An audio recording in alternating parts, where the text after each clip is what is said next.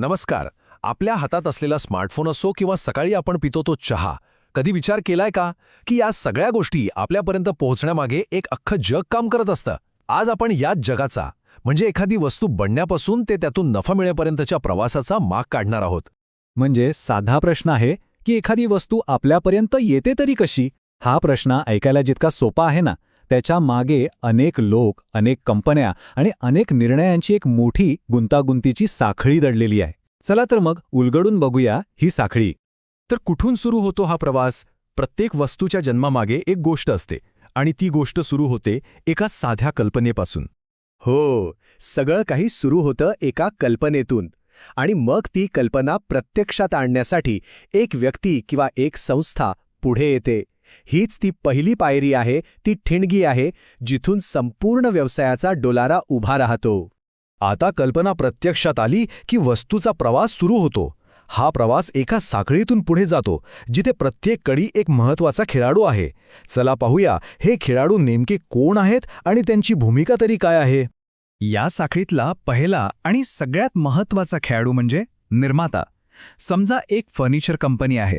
ती लाकूड आणि बाकीचा कच्चा माल वापरून टेबल किंवा खुर्ची बनवते.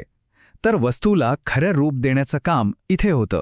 बरं, फॅक्टरीतून माल तर तयार झाला, पण तो थेट दुकानात पोचत नाही.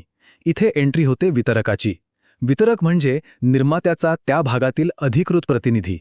त्याला स्थानिक बाजारपेठेची नस बरोबर माहिती असते आणि तोच ठरवतो की माल कोणत्या दुकानांपर्यंत आणि व्यवसायांपर्यंत पोचवायचा.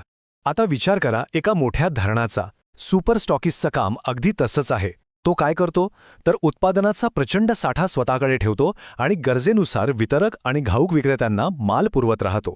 ही या साखळीतली एक मोठी ताकद आहे असं म्हणायला हरकत नाही. त्याच्यानंतर येतो घाऊक विक्रेता म्हणजे होलसेलर. त्याचं मुख्य काम म्हणजे मोठ्या लॉटचं लहान लहान लॉटमध्ये रूपांतर करणं.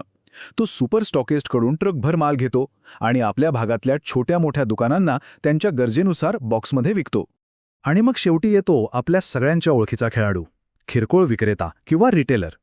आपल्या घराजवळचं किराणा दुकान असो किंवा मोठी ऑनलाईन शॉपिंगची वेबसाईट, हेच ते ठिकाण आहे जिथून आपण थेट वस्तू विकत घेतो. ही साखळीची शेवटची आणि ग्राहकाच्या सगळ्यात जवळची कडी आहे. आणि ह्या सगळ्या साखळीच्या केंद्रस्थानी कोण आहे तर ग्राहक म्हणजे आपण, ती व्यक्ती जिच्यासाठी हा सगळा खटाटोप चाललेला असतो. विचार करा, ग्राहकाने वस्तू विकत घेतलीच नाही तर ही संपूर्ण साखळीच एका क्षणात निरर्थक ठरेल. चला तर मग हा पूर्ण प्रवास एका नजरेत बघूया. निर्माता वस्तू तयार करतो, वितरक ती पुरवतो, घाऊक विक्रेता मोठ्या प्रमाणात विकतो, किरकोळ विक्रेता एकेका व्यक्तीला विकतो आणि शेवटी ग्राहक ती वस्तू खरेदी करतो. किती सोपी आणि सरळ वाटते ना ही साखळी. पण मग एक प्रश्न येतोच. निर्माता, वितरक, विक्रेता हे सगळे वेगवेगळे खेळाडू इतक्या ताळमेळात काम करतात तरी कसे? कोण आहे तो सूत्रधार जो या सगळ्यांना एका धाग्यात बांधून ठेवतो? आणि याचं उत्तर आहे एका एकत्रित रचनेत म्हणजेच कॉर्पोरेट कंपनी. ही एक अशी रचना आहे जी या संपूर्ण साखळीवर एका मोठ्या छत्रासारखं नियंत्रण ठेवते आणि तिचं व्यवस्थापन करते. कॉर्पोरेट कंपनी म्हणजे फक्त एखादं मोठं ऑफिस नाही, तर तो त्या पूर्ण व्यवसायाचा मेंदू आहे.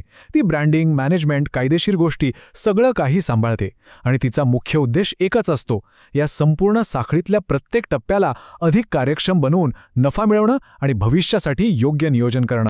हे चित्र पाहिलं की फरक लगेच लक्षात येतो. एका बाजूला आहे विस्कळीत सिस्टम, जिथे कुणाचा कुणाशी संपर्क नाही, कामात ताळमेळ नाही आणि सगळा गोंधळ आहे. आणि दुसऱ्या बाजूला आहे एक कॉर्पोरेट सिस्टम.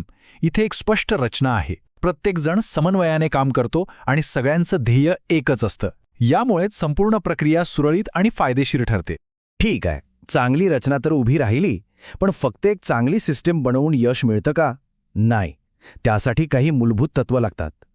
चला तर यशाचं हे सूत्र काय आहे ते पाहूया. यशाचं सूत्र काय आहे तर ते आहे ज्ञान, सराव, परिपूर्णता, अनुभव, प्रयोग आणि जोखीम. या सगळ्यांची बेरीज केली की जे उत्तर मिळतं ते म्हणजे यश.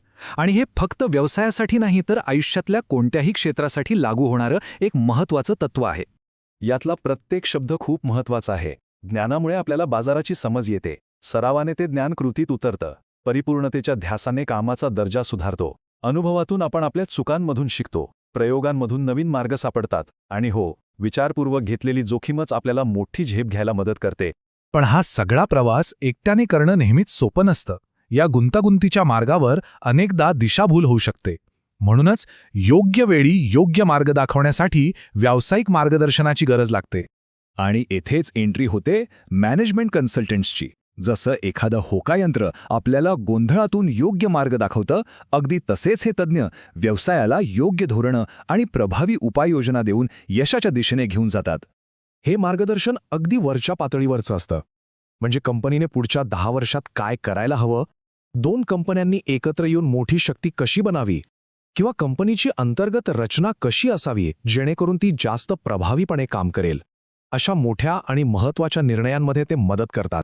पण फक्त मोठ्या योजनाच नाही तर दैनंदिन कामात सुधारणा कशी करायची, आर्थिक धोके कसे टाळायचे आणि सतत बदलणाऱ्या या डिजिटल युगासोबत जुळून कसं घ्यायचं, अशा जमिनीवरच्या महत्त्वाच्या गोष्टींमध्येही ते व्यवसायाला अधिक सक्षम बनवतात. तर वस्तूच्या निर्मितीपासून ते ग्राहकापर्यंतचा हा संपूर्ण प्रवास पाहिल्यानंतर एक प्रश्न नक्कीच उरतो. कोणत्याही व्यवसायाच्या यशासाठी पुढचं सगळ्यात महत्त्वाचं पाऊल कोणतं असायला हवं? आणि याच प्रश्नाच्या उत्तरातून पुढच्या प्रवासाची दिशा ठरते.